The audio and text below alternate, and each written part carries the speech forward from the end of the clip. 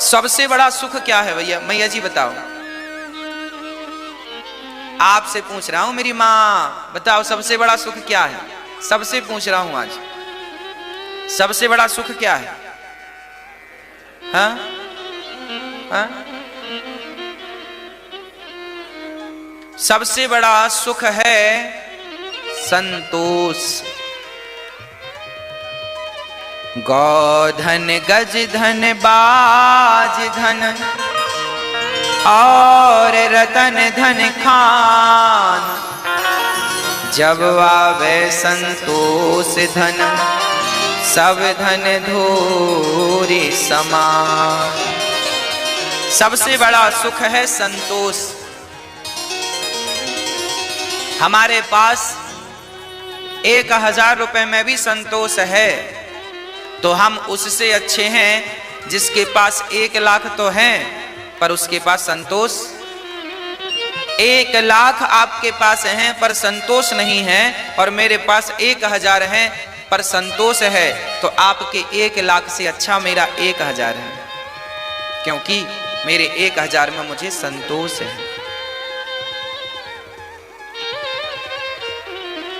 संतोष सबसे बड़ा धन है। आज का प्राणी दुखी क्यों है? क्योंकि उसके पास कमी दौलत की नहीं है, कमी संतोष की है। इसलिए संतोष आवश्यक है। सुदामा संतोषी ही तो थे, फटे कपड़े पहनकर चलते थे, ना बंगले की कभी चाहत रखी, ना पेट भर खाने की कभी चाहत रखी, बस कृष्ण कृष्ण जपते थे। जो मिल जाए, कई बार भूखे सोना पड़े, लोग कहते हैं सुदामा तुम्हें भूखे रहना पड़ा।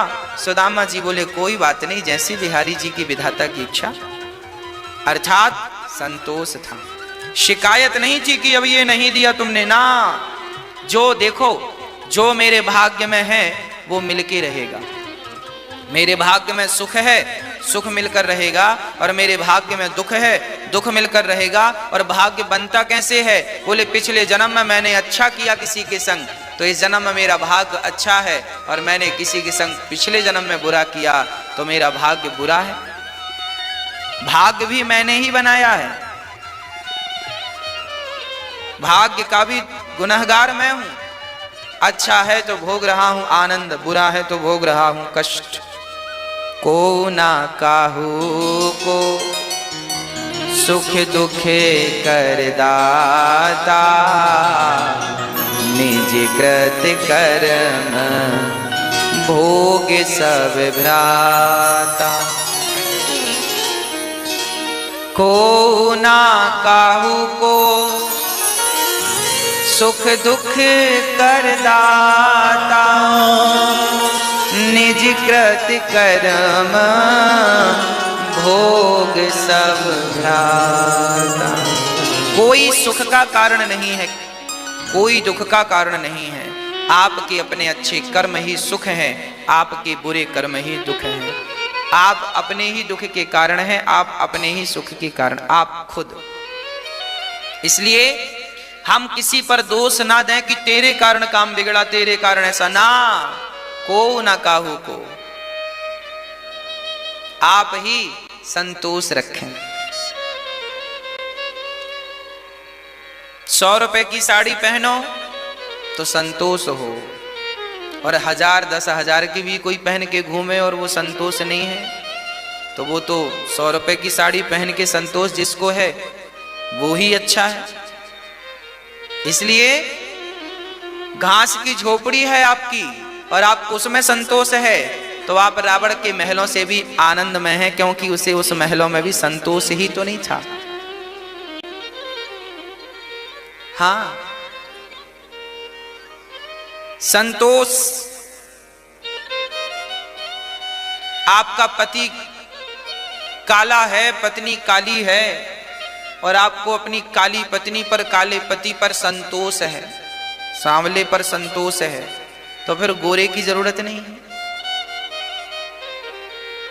और गोरी पत्नी हो, गोरा पति हो, सुंदर हो पति और पत्नी, और फिर भी संतोष ना हो, तो फिर क्या फायदा? रावण के पास मंदोदरी जैसी पत्नी थी, फिर भी संतोष नहीं था, तो दूसरी नारियों को चुरा चुरा के ले आता था।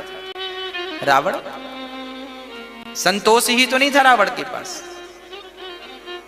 अर्थात आप अपनी पत्नी से संतुष्ट रहिए, अपने पति से संतुष्ट रहिए, अपनी कमाई से संतुष्ट रहिए, अपनी साइकिल से संतुष्ट रहिए, अपनी झोपड़ी से संतुष्ट रहिए।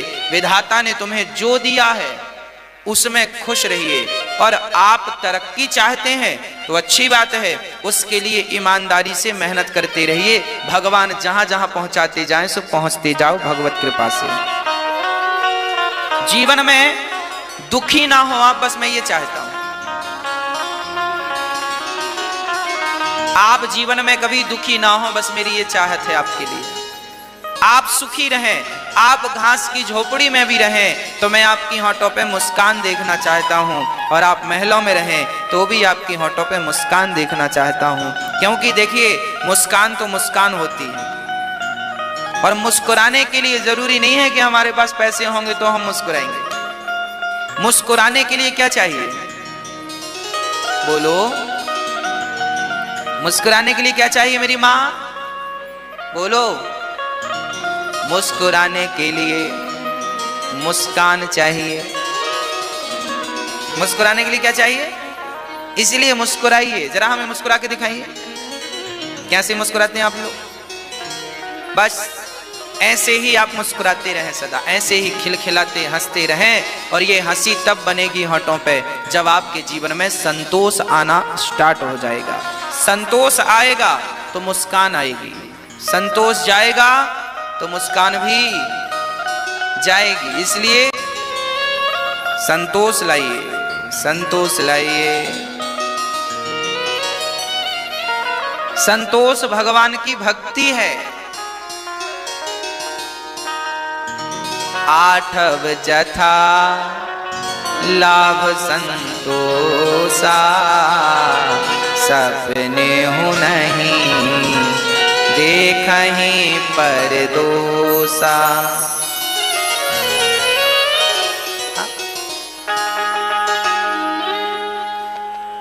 भगवान ने जो दिया है उसमें संतोष। भगवान का धन्यवाद। आज मेरी आंखों में आंसू हैं, उसके लिए भी धन्यवाद। और आज मेरी होठों पे मुस्कान है, उसके लिए भी धन्यवाद।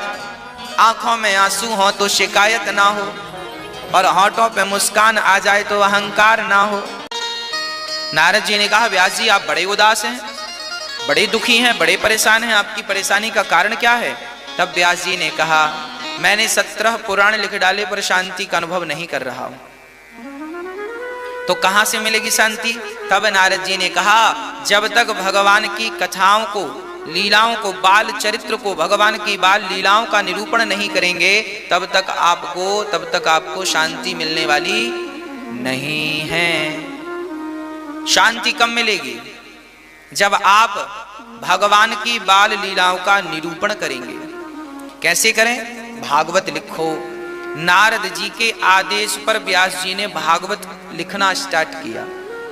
नारद जी ने कहा, मैं दासी पुत्र बना था श्राप के कारण। अच्छा, जब नारद जी का जन्म हुआ, नारद जी के पिता कौन? ब्रह्मा जी। जब नारद जी का जन्म हुआ तो ब्रह्मा जी ने नारद जी से कहा, नारद जी विवाह कर लो। नारद जी ने कहा, हम विवाह नहीं करेंगे। तो ब्रह्मा जी को बड़ी गुस्साई, बेटा बात नहीं मानता। तो ब्रह्मा जी ने श्राप दे दिया, जाओ तुम शूद्र हो जाओ, बात नहीं मानते हो पिता की। नारद जी ने कहा, कैसे निर्दयी पिता हो तुम, हमें शादी करा के और हमें संसार में बांधना चाहते हो। अरे हम तो भगवान के भजन में लगना चाहते हैं, और आप जबरदस्ती कह रहे हैं शादी कर लो, शादी कर लो। हमारा मन भगवान में है, हम क्यों कर लें शादी? और आपने हमें श्राप दे दिया, तो जाओ हम भी आपको श्राप देते हैं, आपकी 12 कल्प में पूजा नहीं होगी। आज ब्रह्मा जी की पूजा नहीं होती ना कहीं, लोग ज्यादा जोर जोर से बातें नहीं करते। और कई लोगों की आदत होती है यदि उनको लड़ने का जरा मन है ना, और जिठानी ने कुछ कह दिया, देवरानी ने कुछ कह दिया, सास ने कुछ कह दिया, बहू ने, तो वो धीरे धीरे वो ऐसी बात करेंगी कि पूरा मोहल्ला सुने। जबरदस्ती सुनवाना चाहती हैं, हमें सुने, आओ इकट्ठे हो जाओ, हम स्पीकर लेके खड़ी, आओ आओ आज हमारे घर में महाभारत हो रहा, आओ तुम भी सुन लो, तुम भी सुन लो। कुछ महिलाएं होती हैं ऐसी हैं, धीरे धीरे बात करती नहीं है, वो चीख चीख के पूरा मोहल्ला सुने, पूरा गांव सुने। पुरुष भी कुछ ऐसे होते हैं, कुछ पुरुष भी ऐसे होते हैं दो कौड़ी के, धीरे धीरे बात करते ही नहीं, वो पूरा मोहल्ला इकट्ठा कर लेते हैं। हमारे गांव में एक घर था, वो जब अपने बेटे को किसी गलती से मारा करती ना, तो वो मारा भी ऐसे करती पूरा गांव सुने, चिल्ला चिल्ला के। अरे क्या जरूरत है, तुम्हारी जवान ऐसी होनी चाहिए कि तुम्हारी आवाज कमरे के बाहर ना जाए, ये तुम्हारी शिक्षा है, यही तुम्हारे संस्कार हैं। तुम लड़ाई भी कर रहे हो ना, कुछ बातें भी तुम्हारी हो रही हैं, तो आहिस्ता धीरे धीरे, संस्कारवानों जैसी, कुत्ता बिल्लियों जैसे लड़ने लगते इंसान। मतलब आदमी ना संस्कारहीन है, बने बड़े टिप टॉप हैं, बड़े अच्छे लोगों के बीच में बैठते हैं, बड़े सूट बूट पर रहते हैं, पर जब मुंह खुलता तो पता चलता तुम्हारे मुंह से नाला निकल रहा है।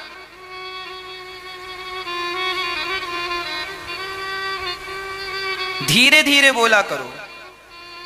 इसीलिए हमारे बड़े बुजुर्ग कहते हैं, मौन रहो तो ही अच्छा है। 100 गालियां भगवान श्री कृष्ण ने शिशुपाल की सुनी। कितनी गालियां? 100 गालियां। भगवान ने कोई उत्तर नहीं दिया। संस्कार यही है, शिक्षा यही है, पढ़े लिखे होने का विद्या ददाति विनयम। नम्रता यदि है आपके अंदर, सहनशीलता है आपके अंदर, तब तो आप पढ़े लिखे हैं और केवल डिग्रियां पाई हैं। चरित्र में तो कोई शिक्षा दिख नहीं रही है। कहां बोलना है, कहां नहीं बोलना है, क्या बोलना है, क्या नहीं बोलना, इतना नॉलेज नहीं है, तो फिर काय बात की तुम्हारी शिक्षा? क्यों पढ़े? कैसी पढ़ाई है तुम्हारी? केवल पेट भरने की पढ़ाई है तुम्हारी? जाओ नौकरी करो, 50,000 रुपए कमाओ, 20,000 कमाओ, 1 लाख कमाओ, नौकरी करो, पेट भरो, बस खाओ पियो सो जाओ। ये काम तो गधा भी कर रहा है, खाए पिए सो जाए। गधा भी खाता है, बच्चे पैदा करता, सोता, तुम भी यही कर रहे हो।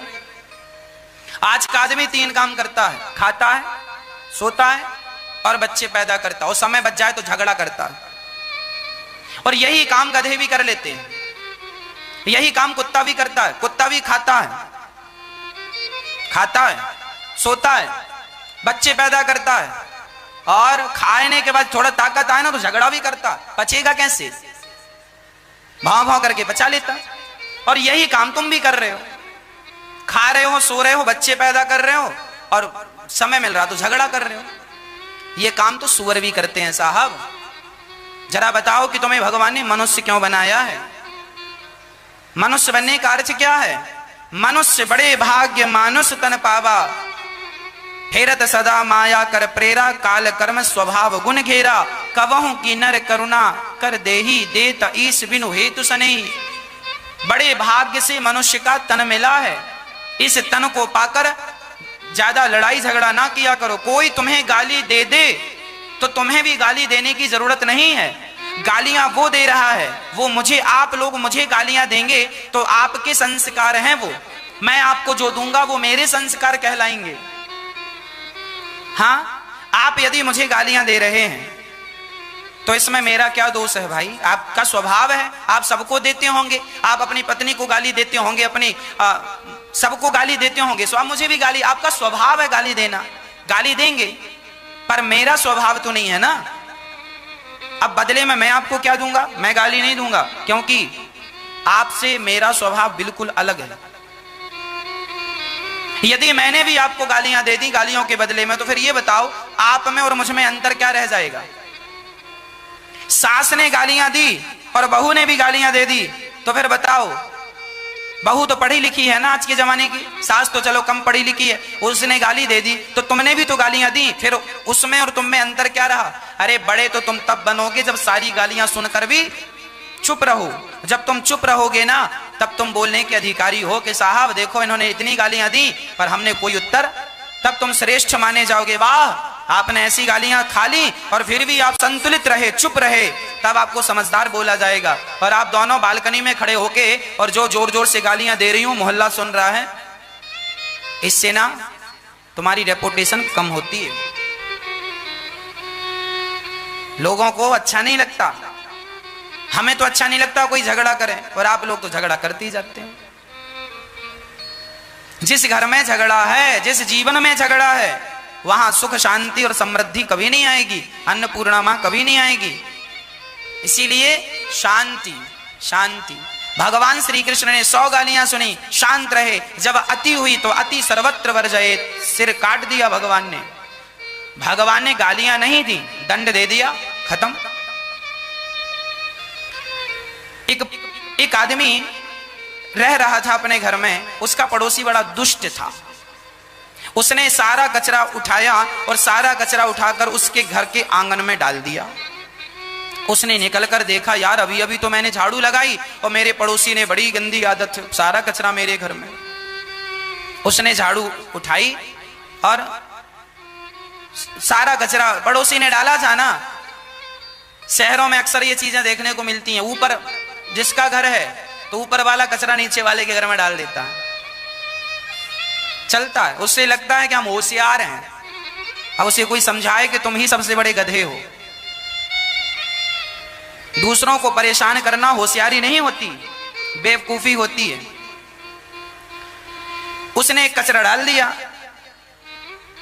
कचरा उसने झाड़ू उठाई, डस्टबिन में डाला और अपने घर से आम, अंगूर, केला, अनार, सेब, पपीता, सारा फल फूल निकाला, टोकनी तैयार की और उसके घर चला गया जिसने कचरा इसके घर फेंका था।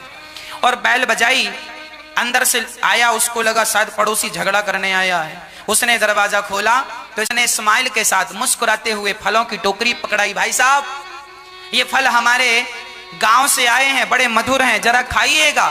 वो आदमी पानी पानी हो गया। यार क्षमा करना दोस्त, मैंने ही तेरे घर में कचरा डाला, पर तेरा स्वभाव इतना अच्छा, मैंने तेरे घर कचरा डाला और तू मेरे को फल खिला रहा है, ऐसा क्यों? तब उस व्यक्ति ने बड़ा प्यारा जवाब दिया, मित्र तेरे पास कचरा था तो तूने मुझे कचरा दिया, मेरे पास फल थे, मैंने तुझे फल दिया। जिसके पास जो होता है वो वही देता है। आपके पास गालियां होंगी तो आप मुझे गालियां देंगे, और मेरे पास कथा है तो मैं आपको कथा दे रहा हूं। जिसके पास जो होता है वही देगा। सास गालियां दे रही है, बेचारी ने जीवन भर जोड़ा ही क्या, जो जोड़ा है सो दे रही है। सोना चांदी जोड़ा होता तो सोना चांदी देती, बेचारी ने गालियां अपनी सास से सुनी और आगे तुमको पेस्ट करती जा रही है।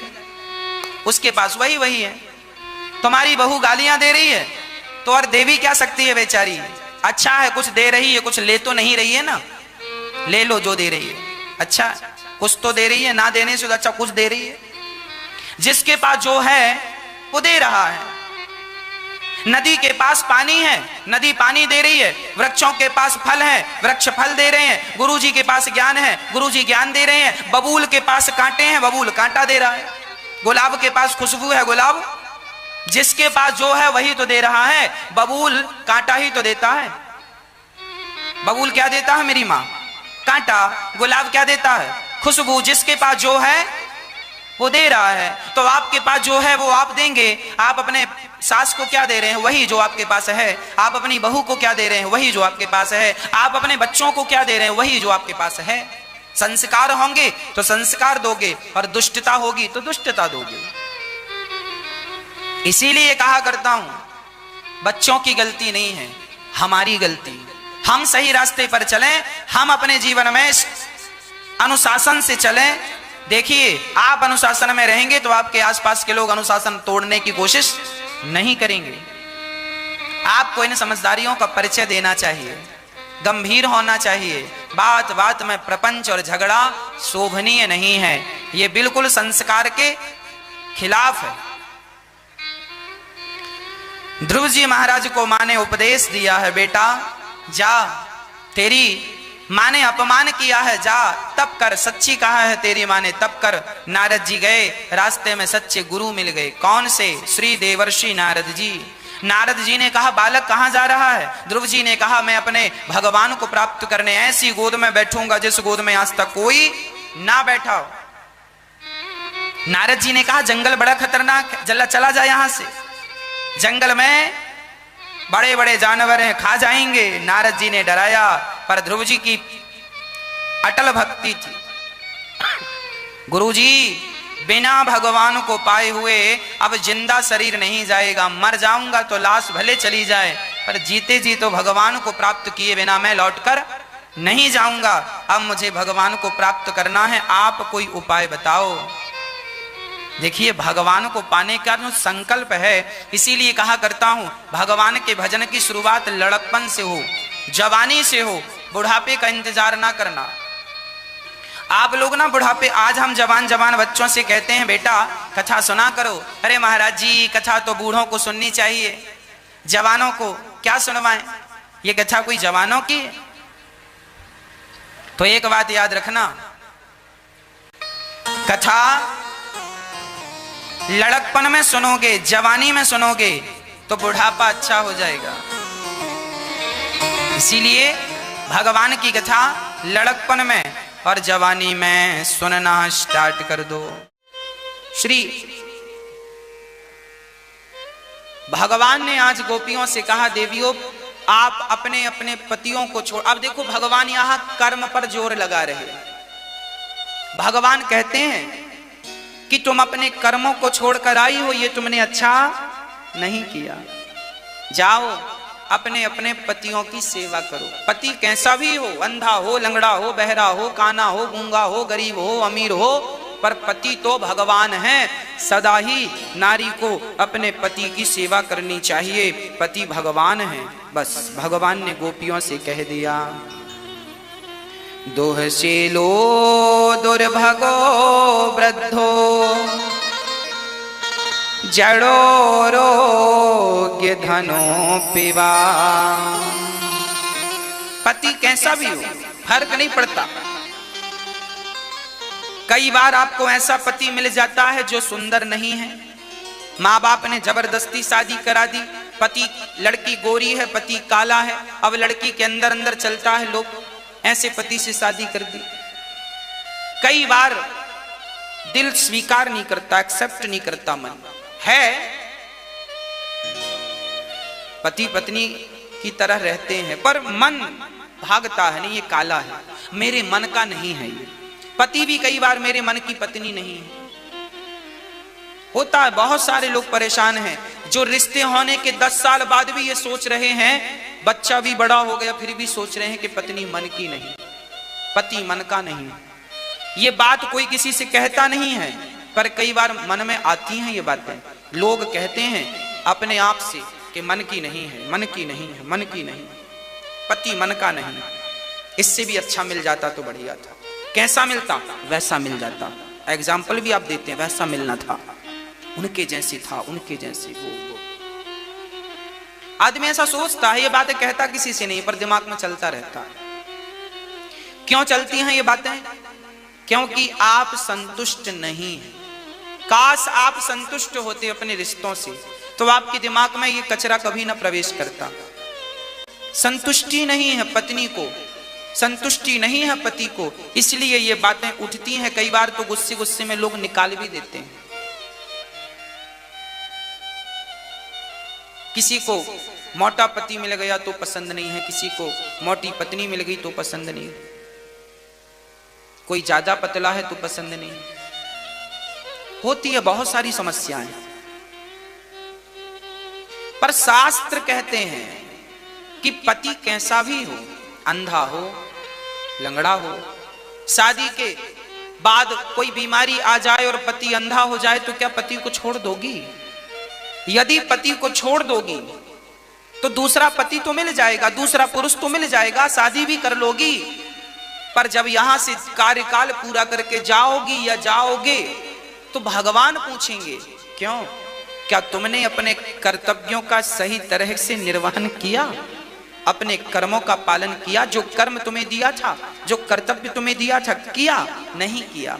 और जब याद रखना, ईश्वर ने जो कर्तव्य हमें दिए हैं, हमें उनका भली भांति पालन करना चाहिए। यदि हमने नहीं किया तो हमें पाप लगता है।